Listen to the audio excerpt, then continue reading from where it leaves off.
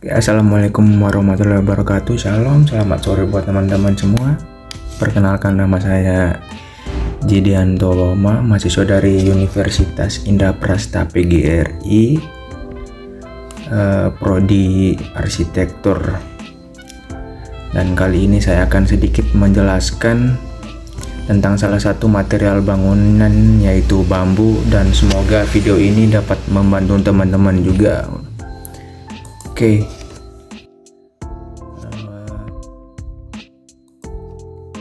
Kita perlu tahu dulu bambu.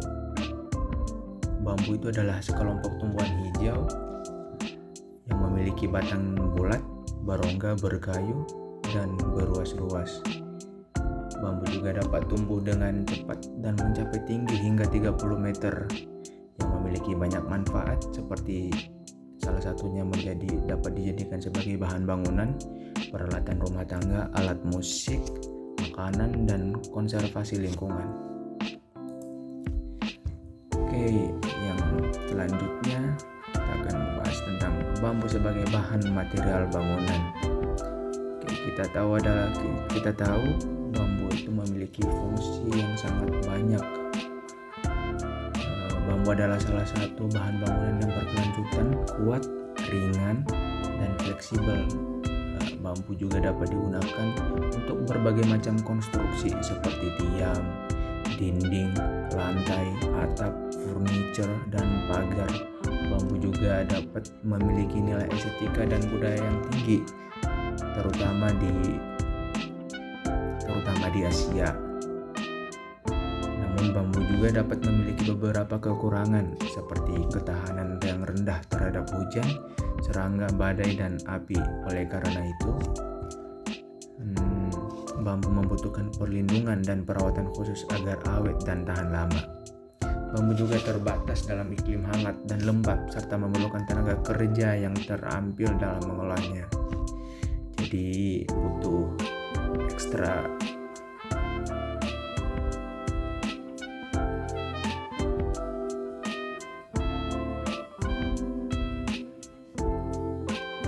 tenaga ekstra untuk melakukan. Jadi butuh tenaga ekstra untuk menjaga bambu supaya bisa lebih tahan lama. Kita tahu bambu itu dapat dikatakan multifungsi ya, soalnya bambu itu bisa digunakan buat di mana aja. Jadi salah satu aplikasi bambu dalam bangunan yaitu dapat dijadikan sebagai backisting. Bambu dapat dimanfaatkan sebagai backisting, sebagian perkuatan dalam proses percetakan struktur beton bertulang yang disesuaikan dengan bentuk dan ukurannya. Kolom atau tiang bambu. Terus yang kedua, dapat dijadikan sebagai kolom atau tiang. Bambu digunakan sebagai kolom rumah, namun kita harus memilih struktur yang kuat atau umur yang tua sehingga dapat bertahan lama. Yang ketiga, dapat dijadikan sebagai dinding daripada rumah. Istilah penggunaan bambu sebagai dinding rumah dikenal sebagai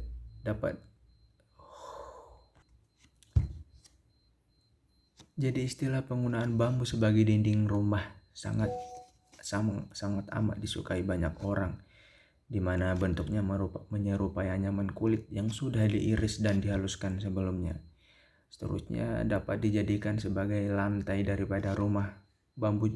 Di mana bambu juga dapat dimanfaatkan sebagai lantai bangunan karena memiliki struktur yang kuat.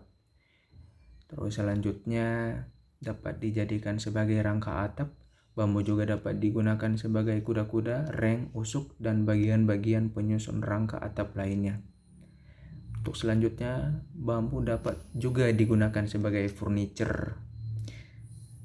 Yang selanjutnya dapat dijadikan sebagai pagar rumah, yang dapat dimanfaatkan sebagai pagar pembatas rumah dengan membelahnya menjadi beberapa bagian dan disambungkan dengan menggunakan paku. Terus untuk selanjutnya, bambu juga dapat dimanfaatkan buat pintu rumah. di mana dapat dimanfaatkan sebagai material pembuat pintu. Bambu dapat digunakan sebagai salah satu jenis-jenis plafon rumah juga, tidak hanya sebagai rangka namun penutup langit juga dapat digunakan. Oke, selanjutnya beberapa gambar-gambar bangunan yang bahan-bahannya atau materialnya menggunakan bambu. Jadi dengan penggunaan material bambu ini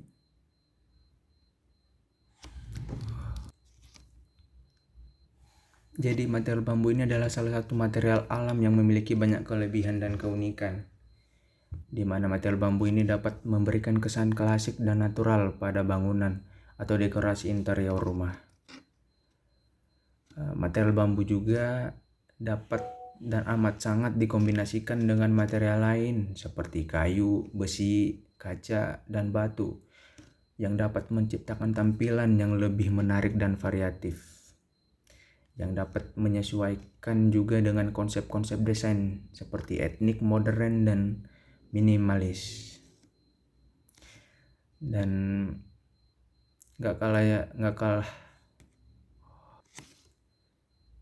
dan yang tidak kalah penting juga, material bambu itu juga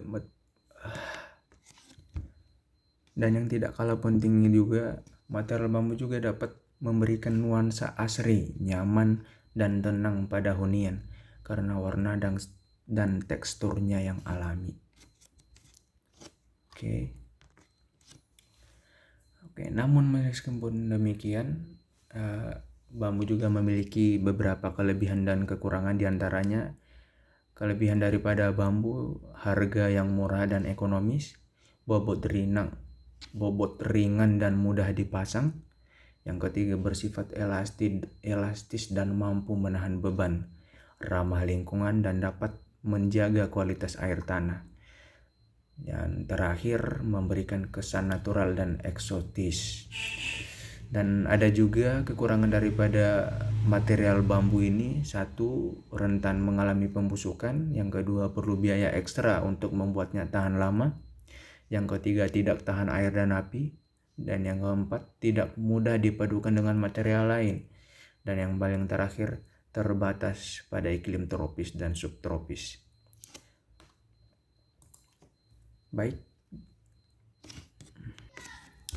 Baik, demikianlah presentasi dan penjelasan singkat mengenai material bambu. Semoga ini bermanfaat buat teman-teman juga.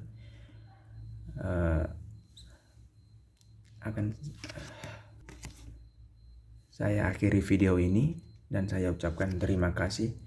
Wassalamualaikum warahmatullahi wabarakatuh. Selamat sore. Terima kasih.